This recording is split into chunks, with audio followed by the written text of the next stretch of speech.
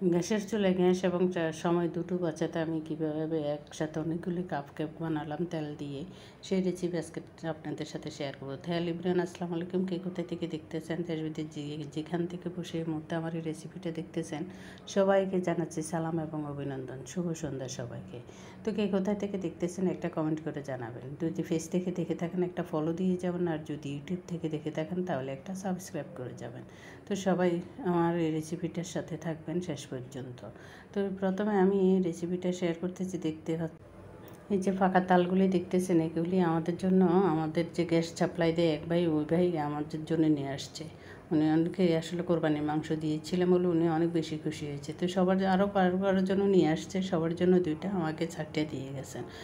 তালগুলি আসলে ছোট ছোট হলেও অনেক বেশি ভালো ছিল। তো এখন এখান থেকে যে দুইটা তাল একটু বেশি ফেঁকে গেছে, ওই দুইটা তাল আমি নিয়ে নিব। দুইটা তাল একটু শক্ত, ওগুলি রেখে দিচ্ছি।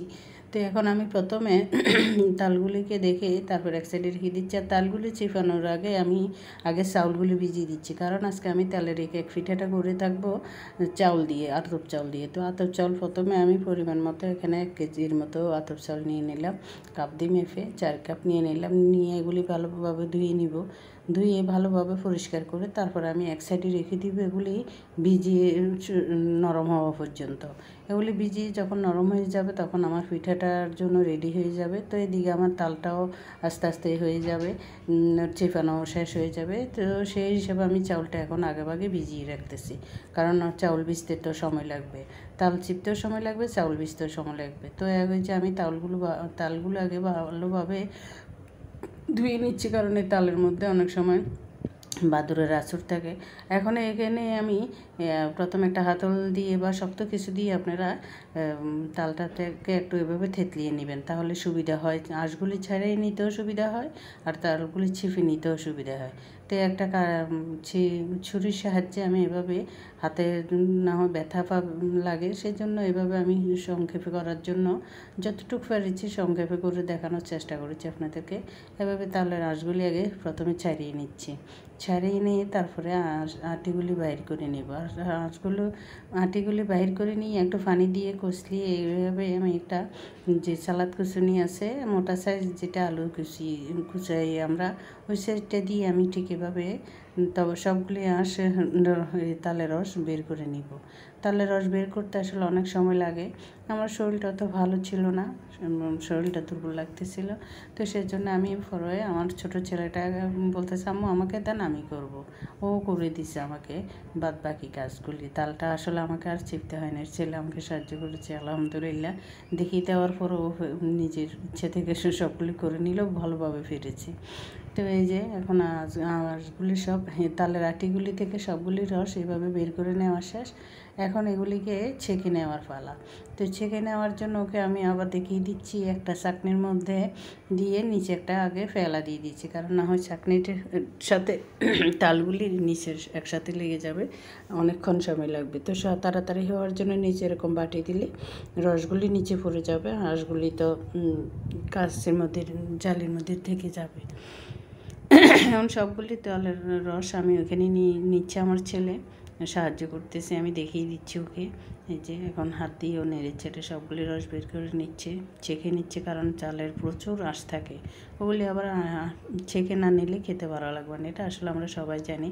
তো এখন আমার তালের রসগুলি নেওয়া শেষ, ছেঁকে নেওয়া শেষ। এখন চাউলগুলি আমার ভিজে গেছে। এখানে একটা ব্লেন্ডার জারে আমি পরিমাণ মতো চাউল দিয়ে সেখানে তালের রসগুলি দিয়ে দিচ্ছি। এই যে ঘন তালের রস একদম, ওখান থেকে আমি 2 থেকে 2.5 চামচ তালের রস দিয়ে ব্লেন্ডার করে একদম মিহি একটা পেস্ট করে নিব চাউল আর তালের রস মিলে। এই যে হয়ে গেছে, এখন এটা রেখে দেবো। এই যে দেখিয়ে দিচ্ছি আপনাদেরকে আমার চাউলের যে মিহি পেস্ট, এটা ঠিক আমার যেরকম গোলা লাগবে আমি ঠিক ওরকম করে তারপরে নামিয়ে নিচ্ছি ব্লেন্ডার থেকে। এই যা বাকি যে চাউলগুলো ছিল সেগুলি করে নিলাম। যে হয়ে গেছে এগুলি, এখন একটা অল্প রস বাকি রয়ে গেছে, ওগুলি আমি রেখে দিচ্ছি একটা বক্স করে, প্রয়োজন করে রাখতেছি। এটা কোনো সময় মন চাইলে কোনো একটা কিছু করে নিতে পারবো, হয় তালের পিঠা, তেলের পিঠা, না হয় নারকেলের ভাপা পিঠা, ওগুলিও করে নিতে পারবো। তো এখন আমার পুরা সবগুলি চাউলের বাটা হয়ে গেল তালের রস দিয়ে। এখন সবগুলি একটা বড় বক্সে ঢেলে নিচ্ছি, ঢেলে নিয়ে একটা ঢেকে রাখবো। এটা আমি যতক্ষণ পর্যন্ত না আমার চাউলটা ফুটে উঠবে, তারপর ততক্ষণ পর্যন্ত এটা আমি ঢেকে রাখবো। ঢেকে রাখতে আসলে এটা সন্ধে হয়ে গেছিলো, সকালবেলা প্রায় 10টা 10:30 11টার দিকে রেখেছিলাম, প্রায় এখন তখন বাজতেছিল রাতের 7টা। এরপরে দেখি যে আমার গোলাটা হয়ে এসছে। এখন এই গোলাটার মধ্যে আমি দিয়ে দিলাম পরিমাণ মতো চিনি। চিনিটা আসলে সম্পূর্ণ রুচির উপরে নির্ভরশীল, কেউ বেশি খায় কেউ কম খায়। আমি একটু চিনিটা কম পছন্দ করি, সেজন্য কম দিলাম। কিন্তু আসলে এই পিঠাগুলিতে চিনি কম হলেও খেতে একদম ভালো লাগে না। আর দিয়ে দিলাম 3 চামচ পরিমাণ দুধ। তালের পিঠা একটু দুধ দিলে খেতে আলাদা একটা ভালো লাগে। তারপরে দিয়ে দিলাম 2টা ডিম, সামান্য পরিমাণ লবণ। মিষ্টি জাতীয় জিনিস একটু লবণ দিলে ভালো লাগে, অনেক আবার লবণটা দেয় না, সেটা আমার ভালো লাগে না, কারণ লবণ ছাড়া গেঁয়ো মাটি। এই যে পরিমাণ আধা কাপ পরিমাণ আমি সাদা তেল দিয়ে এখন আমার ব্যাটারটা একটু আমার কাছে পাতলা লাগে, তো পাতলা হলে আমি করি কি এরকম সুজি দিয়ে রাখি। সুজি দিয়ে প্রায় 10-15 মিনিট রেখে দিলে একটু ঢেকে, তাহলে সুজিটা ফুটে যায় আর ওইদিকে তালের গোলাটাও পারফেক্ট হয়। তো এই পিঠাটা বানাবো আজকে আমি ছোট ছোট কাফে করে প্রথমে অনেকগুলি কাপ আমি একটা ডালাই বসিয়ে দিলাম, সামান্য তেল ব্রাশ করে দেব। একটা ঢাকনা দিয়ে ঢেকে দেখতেছি সবগুলি কাপ আসতেছে কিনা। তারপরে এখানে আমি অল্প অল্প পরিমাণ তেল ব্রাশ করে দিলাম সবগুলি বাটির মধ্যে, দিয়ে এক সাইডে রেখে দিলাম। এখন আমি কিছু টুটি ফুটি কেটে নিচ্ছি। এগুলো আমার ঘরে তৈরি করা টুটি ফুটি, এগুলি তৈরি করেছিলাম মনে হয় তরমুজ দিয়ে, না আরেকবার আমি ফেফে দিয়েও করেছি, ওগুলি আছে, এগুলি তরমুজ দিয়ে করেছিলাম ওগুলি। তো এখন এক সাইডে রেখে দিয়ে 10-15 মিনিট হয়ে গেছে। এই যে এখন আমার গোলাটা একদম রেডি। এখন এই পর্যায়ে কিন্তু আমি দিয়ে দিচ্ছি বেকিং পাউডারটা সবসময় সময় আপনারা চেষ্টা করবেন পিঠাটা ঠিক বানানোর আগ মুহূর্তে দেওয়ার জন্য, তা না হয় কিন্তু বেকিং পাউডার বা বেকিং সোডার যে একটা টেম্পার উঠে আর নষ্ট হয় না। এখন দিয়ে দিচ্ছি আমি কুচানো নারকেল। আমার কাছে কোরানো নারকেল নেই, বেশ কিছু কুচানো নারকেল ছিল অনেক দিন আগে ফ্রোজেন করা, ওগুলি দিয়ে দিলাম। দিয়ে সবগুলি নেড়ে ছেড়ে ভালোভাবে, তারপরে এখন আমার গোলাটা রেডি পিঠাটা তৈরি করার জন্য। এখন আমি যে আগে থেকে রেডি করে রেখেছিলাম ব্রাশ দিয়ে, ওই কাপগুলির মধ্যে আমি পিঠাগুলি সব গোলাগুলি সব দিয়ে দিব। ঠিক গোলাগুলি ঠিক এভাবে 1 চামচ করে দিব, কারণ আমার পিঠাগুলি অনেক ফুলবে, যতটুকু ফুলে দেখবেন আপনারা। এরপরে এই যে এখন আমি অল্প অল্প করে 1 চামচ করে হাতলের চামচের 1 চামচ করে গোলা দিয়ে দিলাম। এরপরে সামান্য কিছু নারকেল কুচি ছিল সেগুলি দিয়ে দিছি। এখন দিয়ে দিলাম টুটি ফুটিটি দিয়ে এখন আমি পানি গরম করে নিলাম একটা ফ্লাক্সে, ওই গরম করে এখন এখানে দিয়ে দিলাম। বেশি পানিও লাগে না, প্রায় আধা লিটার পানি হলে, ওরকম তো বাফে সিদ্ধ হতেও সময় লাগে অনেকক্ষণ, আবার বেশি পানি দিতে হয় অনেকক্ষণ সময় লাগে, কিন্তু এখানে একসাথে অনেকগুলি পিঠে হয়ে যায়।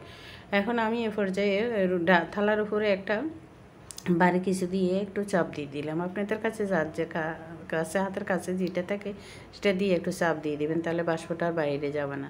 তো এই যে এখন আমি পিঠাটা চুলা থেকে ঢাকনা তুলে দেখলাম আমার পিঠাটা কতটুকু হয়েছে। আলহামদুলিল্লাহ আমার পিঠাটা হয়ে গেছে, প্রায় 10-12 মিনিট লেগেছে আমার এই পিঠাটা হতে। তো এই যে তৈরি হয়ে গেল আমার তালের বাফা কেক পিঠা। এই পিঠাগুলি খেতে কেমন হয়েছে আপনাদেরকে আমি বলে বোঝাতে পারবো না, একদম সফট, খুব সুন্দর পিঠে হয়েছে, খেতে অনেক বেশি ভালো হয়েছিল। তো এই যে একসাথে অনেকগুলি পিঠে হয়ে গেলে দেখে বুঝতে পারতেছেন। স্টিমে দিলে আমাদেরকে বেশি জোটা 7-8 টাকা করে আমি দিতে পারতাম। এখন এগুলি না, আমি আরও কিছু গোলা ছিল ওগুলি আমি আর একটা বড় ফেলা, ছোটো ফেলা স্টিলের যেগুলি ছিল ওগুলির মধ্যে দিয়ে দিলাম। দিয়ে এখন আবার বাকি পিঠাগুলি হবে সেমভাবে আমি ওই ডালাটাতে দিয়ে দিচ্ছি। এই ডালাটা আমার অকেজো হয়ে পড়ে আছে, মাঝে মাঝে কোরবানি মাংস টাংস কাটার সময় নামায়। আর তো আরও আছে, এই যে আমাকে সাহায্য করতেছে আমার ছোটো ছেলেটা, মাশাআল্লাহ ও আমাকে অনেক কাজে সাহায্য করে। এখন এগুলি হবে, ডেকে দিতেছি এগুলি আর কিছুক্ষণ অপেক্ষা করবো। এদিকে আমার ওই পিঠাগুলিকে এগুলি হতে থাকে, এদিকে আপনাদের সাথে আমি ওই পিঠাগুলি একটু শেয়ার করতেছি। দেখতেছেন এই পিঠাগুলি, এই যে এক এক পিঠাগুলি আমার কাছে মনে হচ্ছে আমার প্লাস্টিকের জারের পিঠাগুলি আমার তাড়াতাড়ি হয়েছে এবং সুন্দর হয়েছে বলে খুলে নিতেও একদম সংক্ষেপে নিতে পেরেছি আমি, ঝামেলা হয়নি। এগুলিতে একটু মনে হচ্ছে তাড়াতাড়ি মানে নিতে একটু কষ্ট হয়, তার থেকে প্লাস্টিকের কাপগুলিতে অনেক ওয়ান টাইম কাপগুলিতে অনেক সুন্দর হয়েছে। তো এখন এভাবে আমি সবগুলি কেক এভাবে মোল্ডতে আউট করে নিলাম। এখন এইখান থেকে দেখতেছেন আমার কেক পিঠাগুলি কত সফট এবং জুসি হয়েছে। তো একটা কেক পিঠা আপনাদেরকে বাফা কেক এগুলি একটু তালের পিঠাগুলি কেটে দেখাচ্ছি, কত সুন্দর হয়েছে দেখেন ভিতরে। তা আলহামদুলিল্লাহ অনেক বেশি সুন্দর হয়েছিল, খেতে ভালো লেগেছে। তো সবাই ভালো থাকবেন। কেমন লাগলো আমার পিঠাগুলো কমেন্ট করে জানাবেন। যদি ভালো লেগে যায় তাহলে একটা ফলো দিয়ে যাবেন ফেস থেকে দেখে থাকলে, আর যদি ইউটিউব থেকে দেখে থাকেন তাহলে একটা সাবস্ক্রাইব করে যাবেন। সবাই ভালো থাকবেন, সুস্থ থাকবেন। আল্লাহ হাফেজ, আসসালামু আলাইকুম, শুভরাত্রি সবাইকে।